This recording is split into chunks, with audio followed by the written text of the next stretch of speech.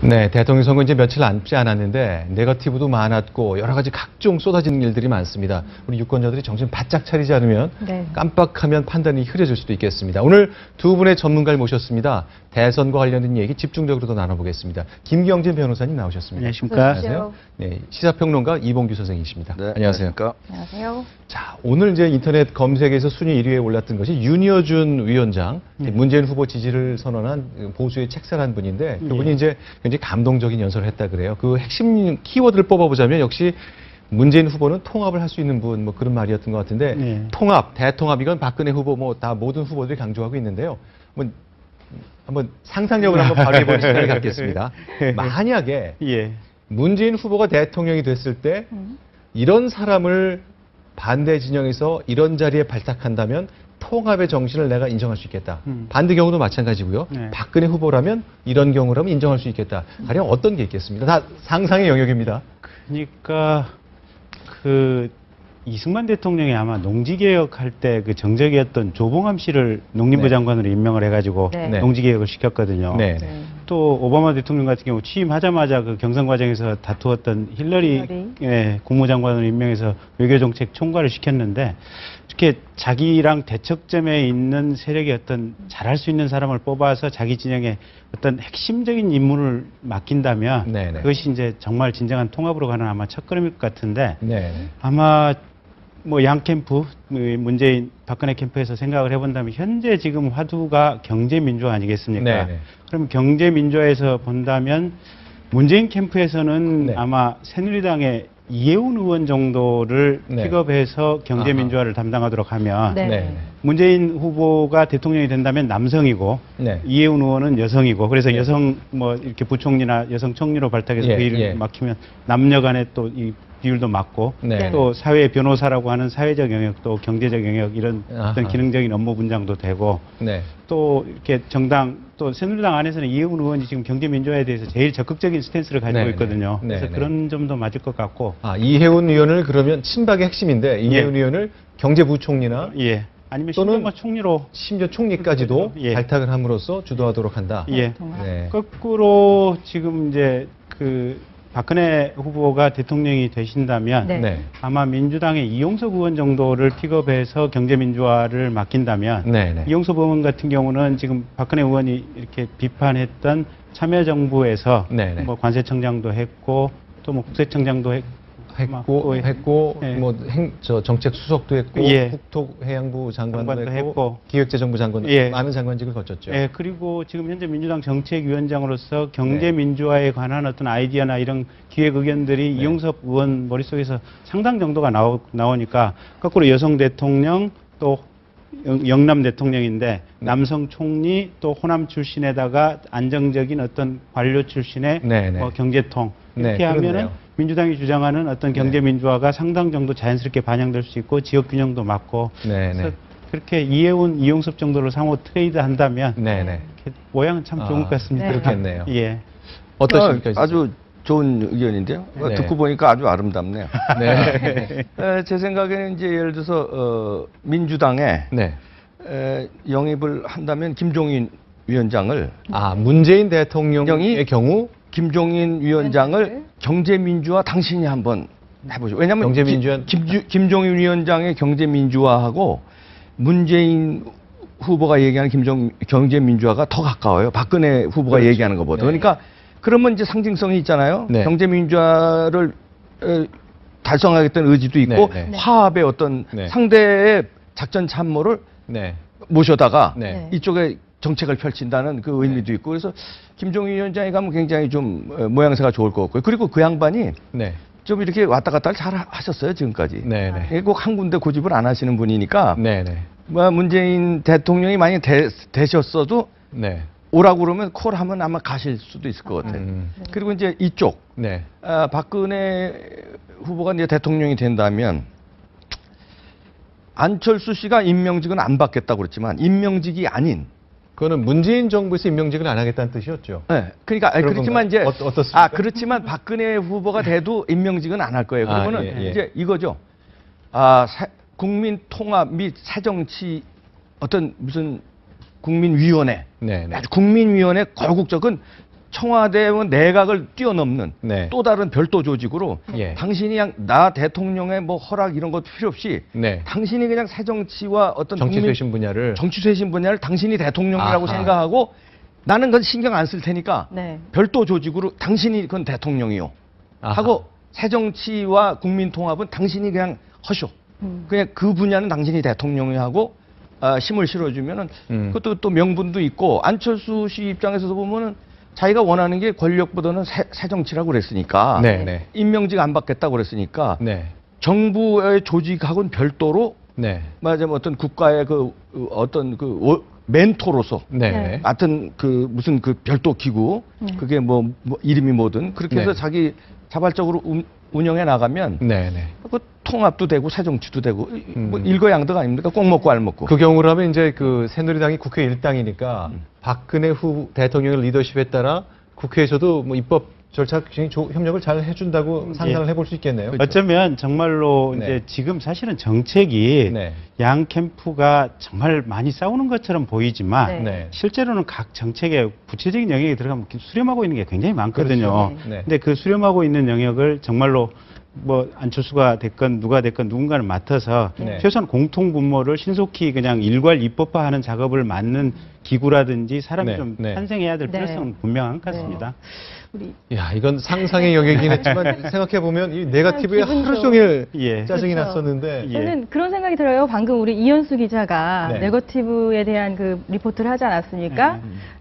한두 달 후에는 우리 이현수 기자가 지금 이야기한 이것을 헤드라인으로 한번 쓸 수 있는 기사가 한번 나왔으면 하는 그거 그런 마음 온 간절한데요. 국민이 얼마나 훈훈하겠습니까? 아, 이제 감사합니다. 참고로 근데 이번에도. 이제 제가 그 네거티브 보면서 생각이 났던 것이 네.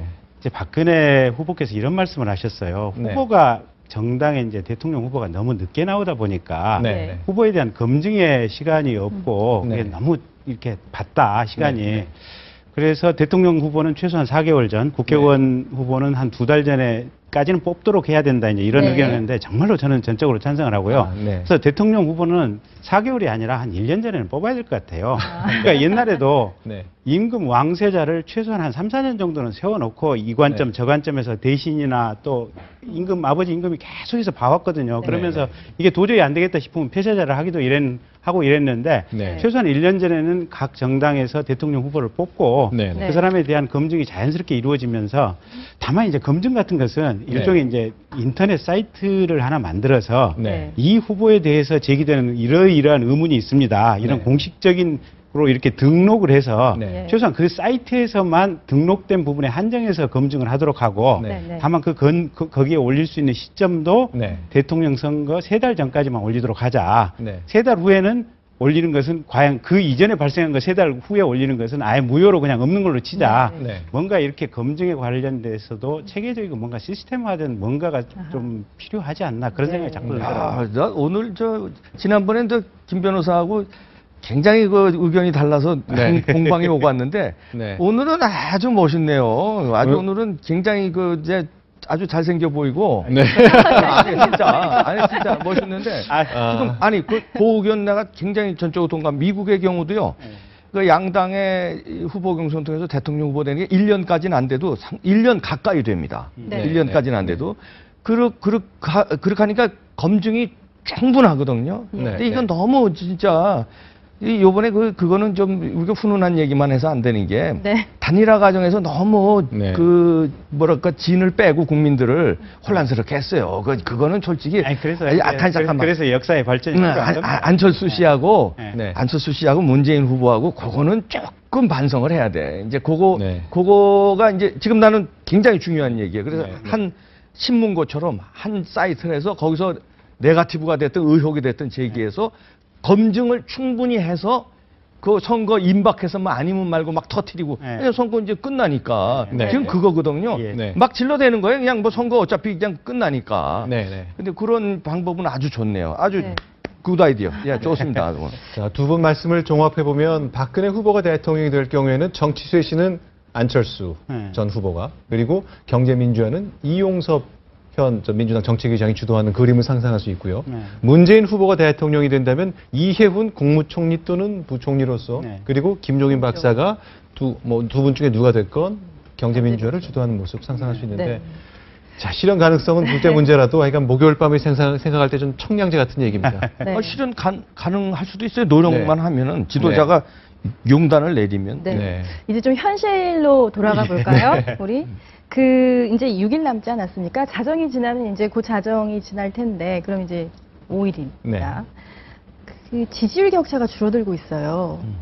왜 이런 현상이 지금 보이고 있는 건지, 예. 또 이것이 충분히 과거에도 그랬던 건지 한번 짚어주시죠, 두 분. 먼저 말씀. 아, 예. 네. 그 과거에도 그랬죠. 네. 근데 이제 과거에도 이제 선거 마지막 그 공표 날까지 해고선 그 다음에 지지율 격차가 투표 날은 네. 줄어들었어요. 네. 그러나 뒤집은 적은 한 번도 없어.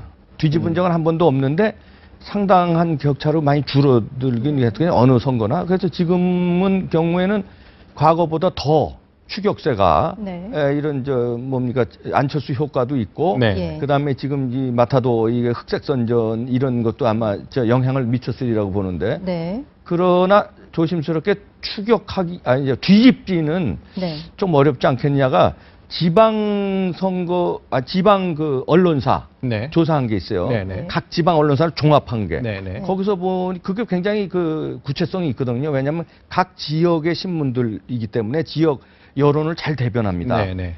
거길 종합해 보니까 한 6%포인트 차이 났거든요. 오늘 오늘 발표된 거예요. 그러면 이제 그거를 추격한다고 해도 한 2, 3% 더 추격한다고 해도 며칠 만에 네. 뒤집기는 조금 그렇죠. 제가 왜 이 질문을 네. 드리냐면 네. 그 문 캠프 측에서 좀 이야기한 게 숨은 야권표가 상당하다. 그래서 우리는 승리를 자신한다라는 이야기를 해요. 근데 좀 결이 다른 이야기일 수도 있습니다만 제가 오늘 이제 언론계 선배랑 좀 관련한 이야기를 네. 나눴는데 그분은 이제 40대 PK이십니다. 네. 근데 내가 오늘 점심 때 송년회 고등학교 동창들하고의 송년회를 갔다. 그런데 친구들이 이러더라.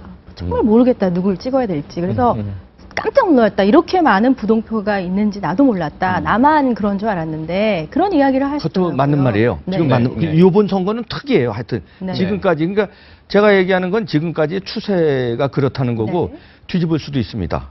지금 뒤집힐 가능성 지금 그런 게 있고 네. 그 다음에 특히 이제 그 요번엔 완전히 부동표가 그 과거의 부동표하고 색깔이 달라요. 네. 안철수 현상이라는 부동표이기 때문에. 네, 네. 근데 그 안철수 현상이 문재인 후보를 지지하는 지금 형국이기 때문에 네네.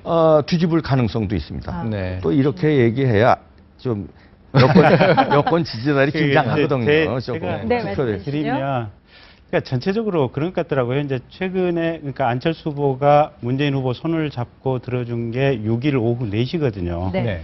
그리고 안철수 전 후보가 이제 뛰기 시작한 게 몸을 풀면서 움직인 게 7일부터인데 네. 지금 7, 8, 9, 10, 11, 12 오늘 13일이죠. 딱 7일 지났는데 네.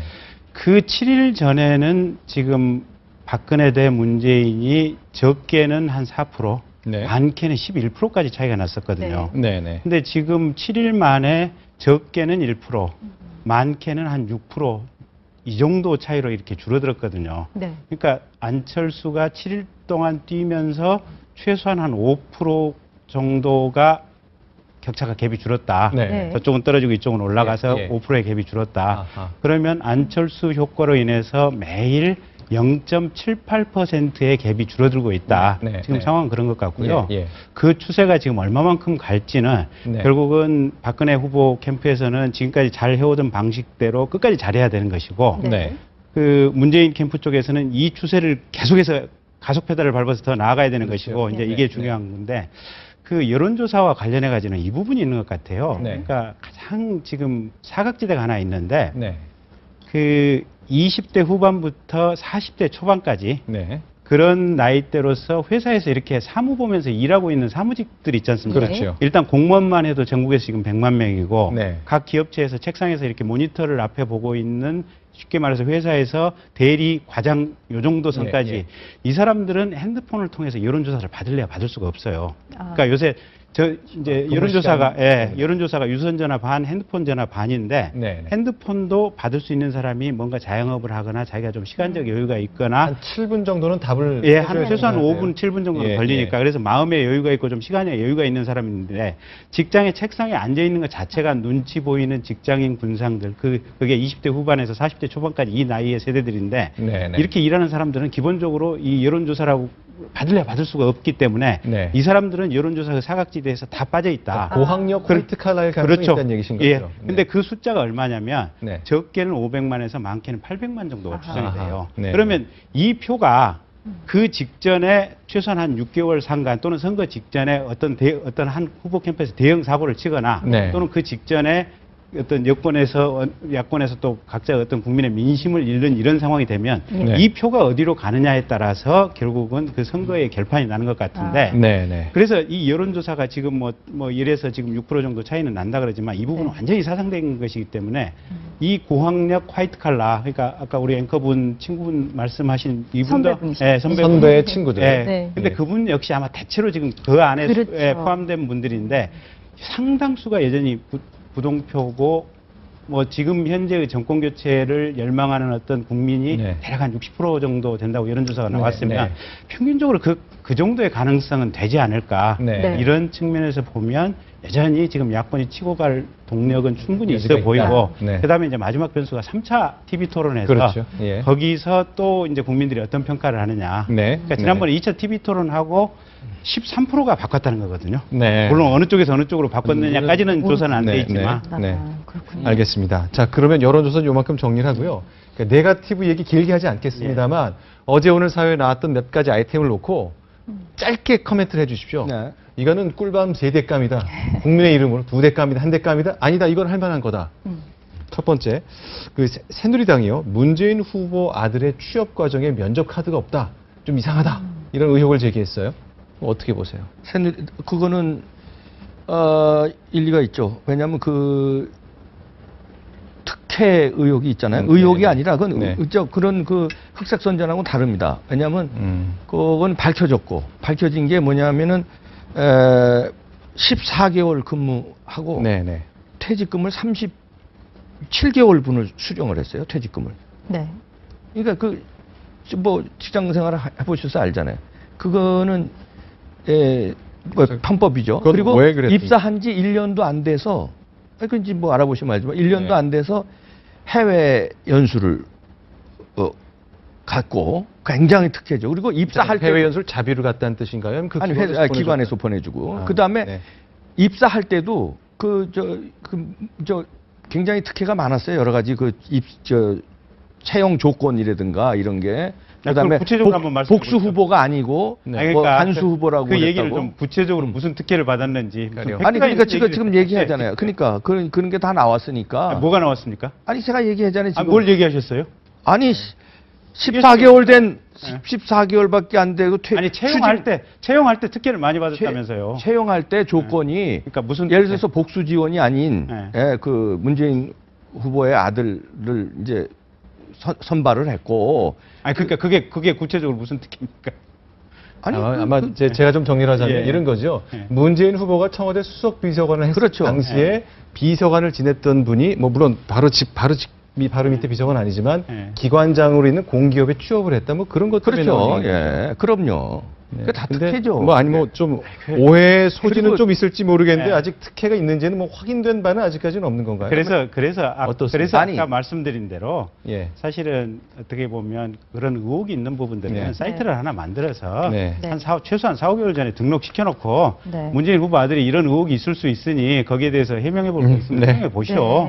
또 거기에 이런 해명이 나왔는데 당신들 반론은 또 뭔지 거기에 대해서 반론 그건 좋은 의견이죠. 뭐 그건 좋은 아이디어예요. 시스템이 필요한 것 같아요. 별로 짧게 하려는데 짧게 안 되겠네요. 그러면 박근혜 후보의 아이패드 커닝 이건 어떻습니까? 글쎄 저는 잘 모르겠어요. 일단 아이패드를 가지고 들어갔는지 안 들어갔는지는 모르겠는데 지금까지 언론에 제가 본 바에 의하면 정청래 전 의원이 뭐 자신이 팩트 사실관계 파악을 잘 못했다.